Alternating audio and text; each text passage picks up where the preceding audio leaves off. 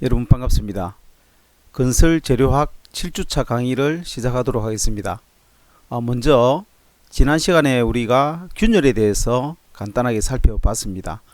오늘 균열에 대해서 한 번 더 복습하는 의미로 살펴보도록 하겠습니다. 자, 균열 손상의 주요 원인이라고 되어 있죠.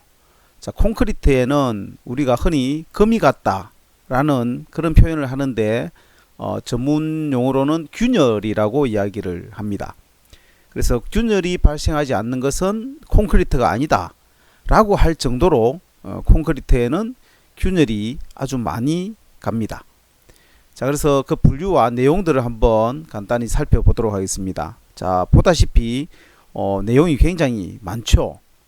먼저 분류로 보면 재료적 성질에 관계되는 것, 사용 환경 조건에 관계되는 것, 그 다음에 구조, 외력 등에 관계되는 것, 그 다음에 시공에 관계되는 것 등으로 분류할 수가 있고, 각각의 내용을 한번 살펴보도록 하겠습니다.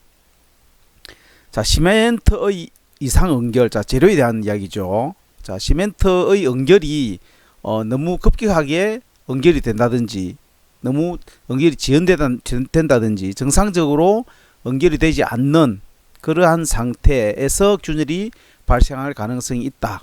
자, 그런 이야기가 되겠고, 그 다음에 콘크리트의 침하, 블리딩, 자, 이런 거에 의해서도 역시 균열이 발생할 수가 있습니다.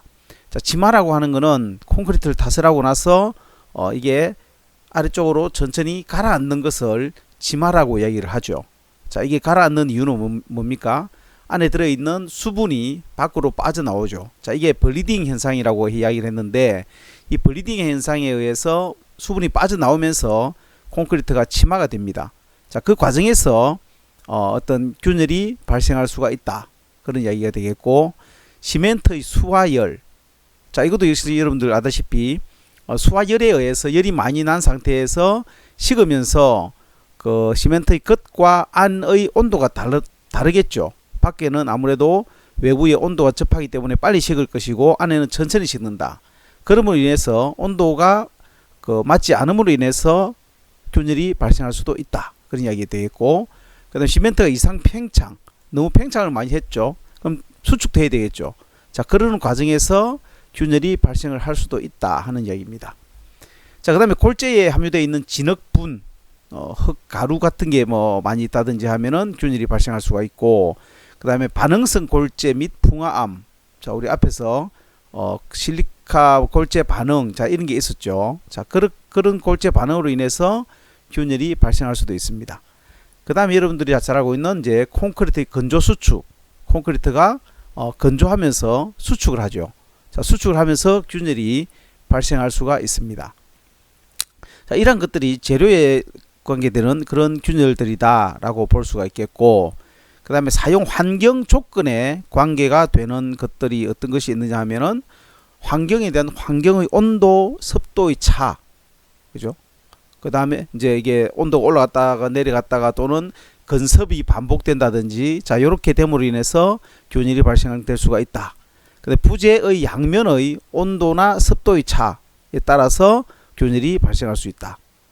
동결융의 작용이 계속 반복됨으로 인해서 얼었다 녹았다 하면서 어떻게 됩니까? 팽창했다가, 그죠? 팽창함으로 인해서 안에 물이 얼면은 팽창을 하죠.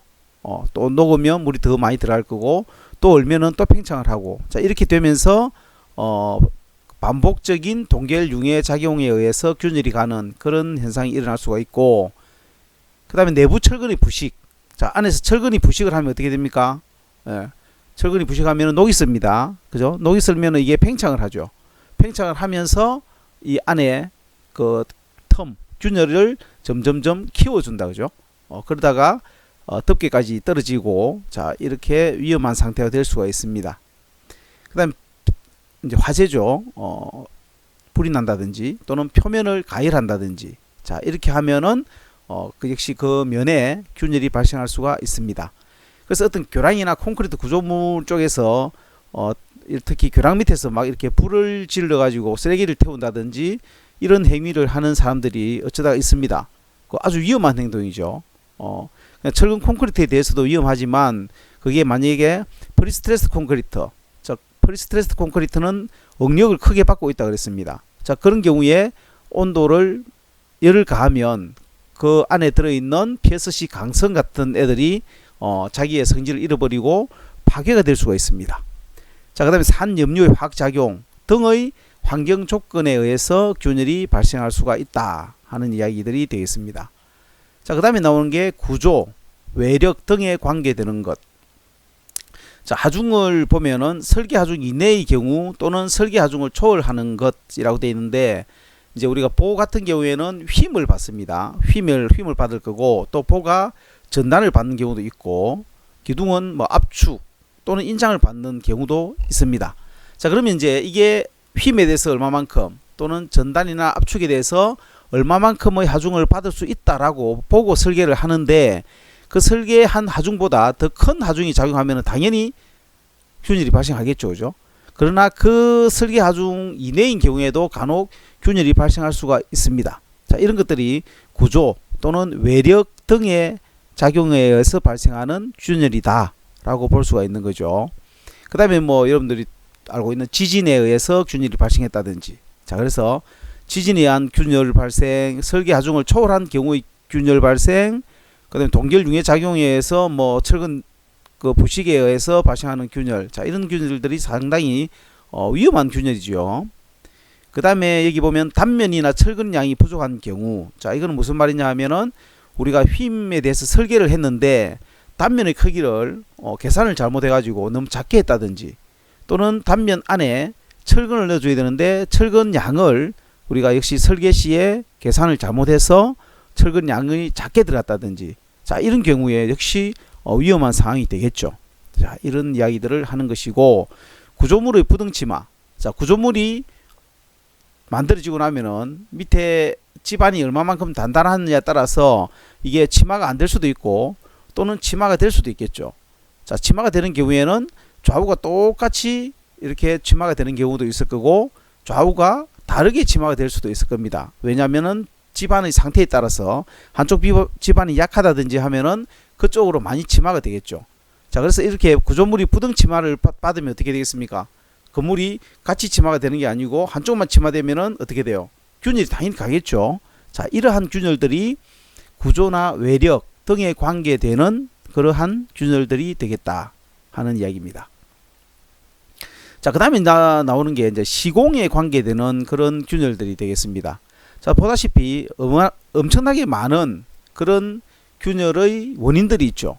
자, 이렇게 많은 원인들이 있기 때문에 콘크리트의 균열이 거의 여러분들이 보는 콘크리트는 대부분이 아마 균열이 가 있을 겁니다. 그게 이제 우리 눈에 보이는 균열도 있고 보이지 않는 균열도 있습니다.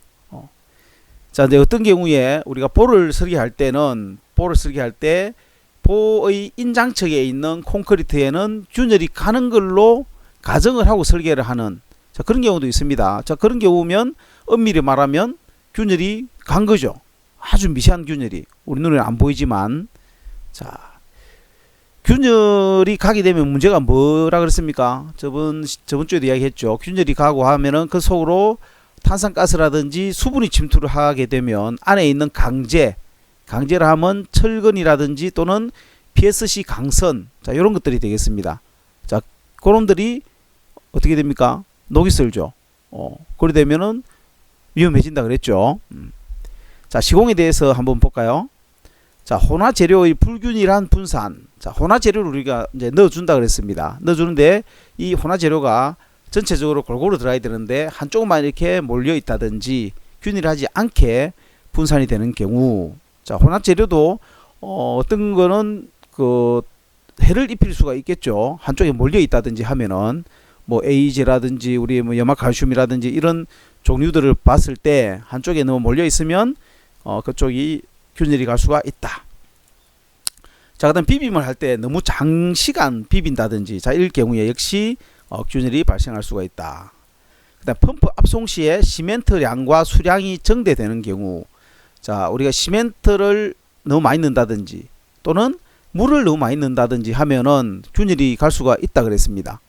특히 이제 물을 많이 넣어주면 물이 차지하고 있던 그런 공급 부피만큼 물이 증발함으로 인해서 안에 공극이 생긴다 그랬습니다.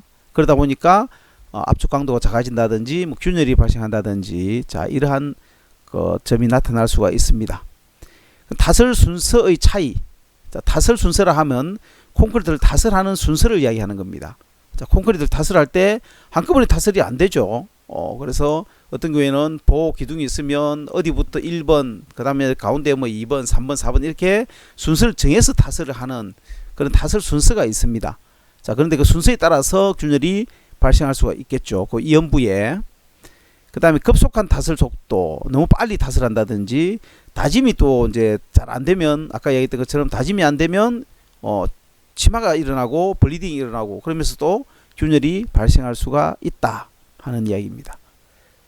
자, 그 다음에 배건인을 잘못했다든지, 또는 피복 두께가 부족하다든지, 자, 이런 경우에 역시 균열이 발생할 수도 있습니다.